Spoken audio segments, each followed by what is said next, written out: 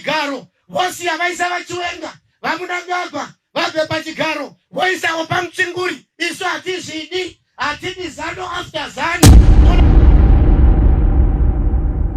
yamakadai kuteerera panguva dzino ndiyo channel yenyu inonzi Kulian TV. muri yeZimbabwe ndadzoka zvekare nemaupdates nyaya dziri kunetsa, nyaya dziri kutemesa vanhu musoro. vanhu iko zvinezvi vari kunetsana nenyaya yekuda kunzwisisa kuti chii chichada kuzoti chinoitika, because nyaya yapo manje ndekuti vanhu vari kudedzera kuti hakusisina chinonzi opposition party so far. Anditi hondo dzese dziri kuitwa dziri kunzi ihondo dzemusame party imomo dzemuZANU-PF. saka nyaya yacho yaye kuti vanhu vachiri kuda kuita zvepolitics vanenge vachiita vachisapota the same party iyoyo iri ipapapo. ndo nyaya imwe iri kutemesa musoro, asiwo vamwewo vanhu ndo vachiri netarisiro nehope kuti aiwa one day is one day zvinhu zvinogona kuita, zvinogona kuchinja. But panapa muri yeZimbabwe nyaya iri panapa yandiri kuona ndiri kusangana nayo iri kudeclarewa declaration iyi iri kubva kune magenerals, maretired generals vari kudedzera kuti General Constantine Chiwenga is the next president of Zimbabwe. Not maybe, not possibly, not if circumstances permit, not subject to amendment bills,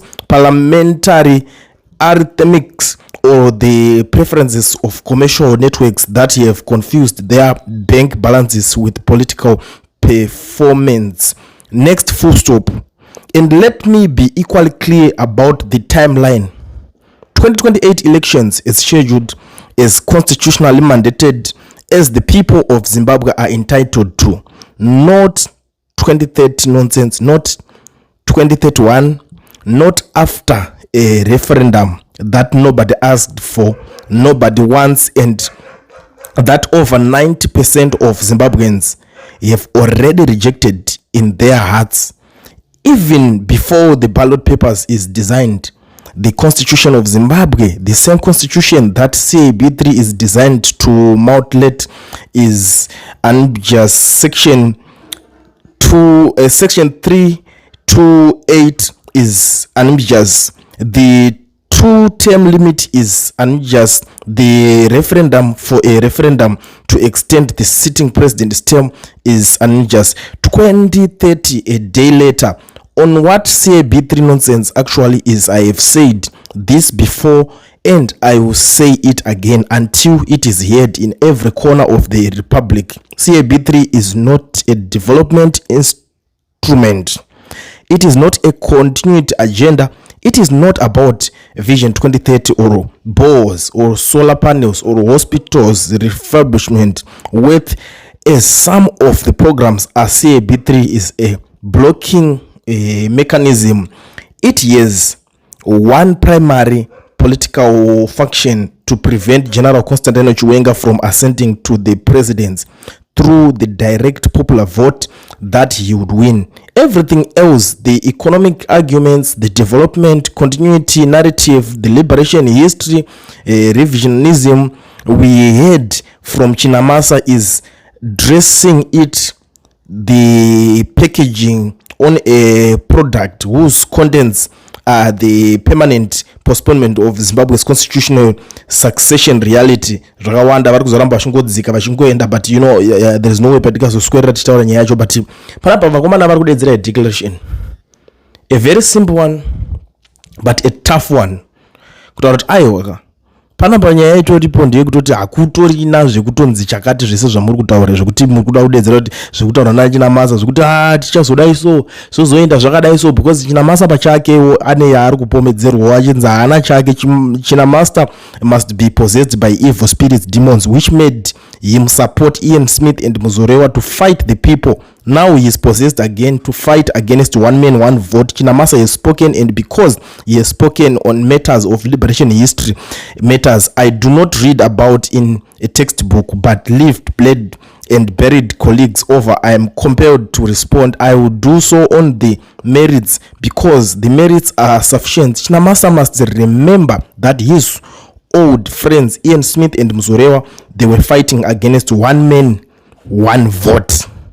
You get the point? saka vari kunzi havana kwavo isiku kuviri akangodai so akangomuka akati nhasi tiri kuda kuti tinge tidai so vanzi vanongotaura zvese kurasa nyaya ndokunenge kungori ipapapo asi I don't know kuti inopera sei because chandiri kuziva panapa ndechekuti nyaya iyi iri kupisa. Ukanzwa nyaya yatonzi iri kupisa inenge ichipisa zvemashuwa panapa paita imwe nyaya imwe situation iri kutemesa musoro.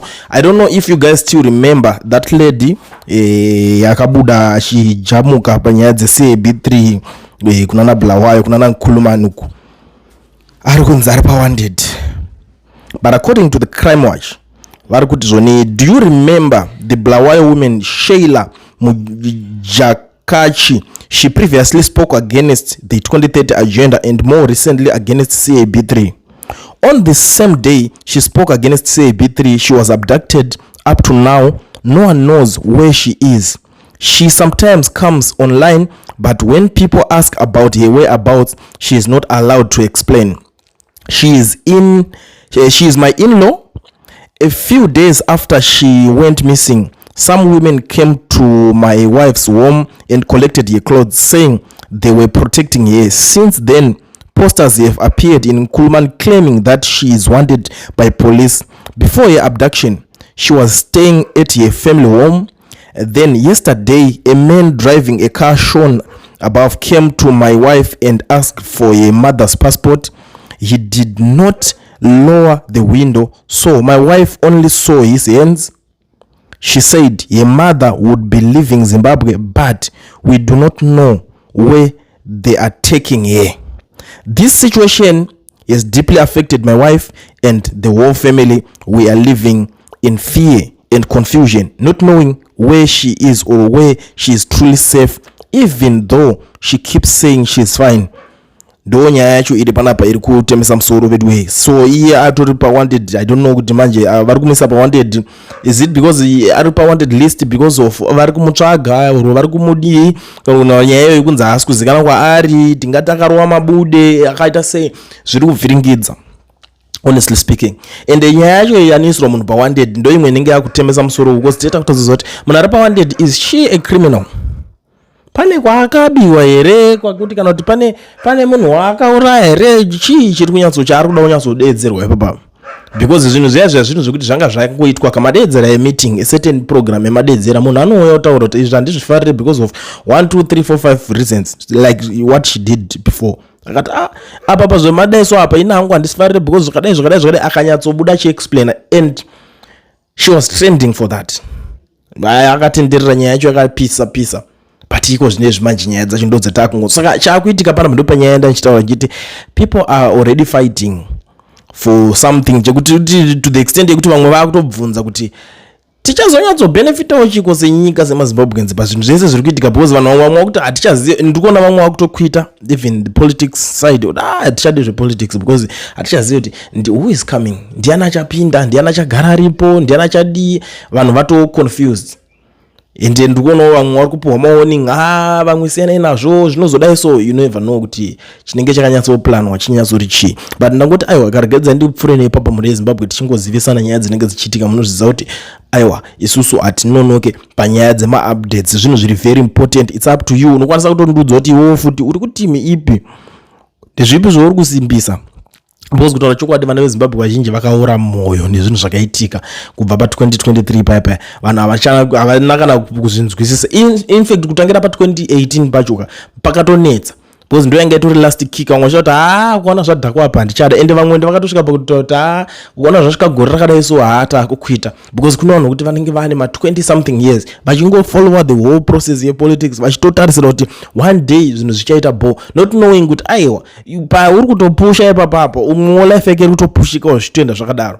But that one is a topic for another day. Tichazodzoka toonesana. For now, regeza ndibva ndashandisa mukana because I know kuti a lot of you guys have been wondering kuti this poster rinenge richibudikira this flyer nderechi, right? This is the company inonzi Education Research inoregistera vanhu macompanies nekuvhurwa ma-FNB business accounts muSouth Africa muno kune vasina ma-work permits nema-study permits. Vaya garai mavabata, vanokubatsirai, vanokuitirai vari kwavari ikoko. Imi muri kwamuri hamunide kutravela muchienda kunotsvagana nemaoffices avo. Namba idzodzi ndo office yavo kureva kuti vatori nationwide. Kwaunenge uri ikoko zvinotoita munongotaura navo chete vanokubatsira even to those who are outside South Africa. Tiri kuti mukana wacho unenge watovhurika. Garai mabata education research, taurai namukoma Owen, ndo shasha idzi vanokwanisa kukuitirai mugare mataura navo. Zvizhinji ayo tinozotaura later kana mchinge mabatsirika. For now tiri kumboti torai namba idzo dziri apa idzi mutaure namukoma Owen vakuitirei.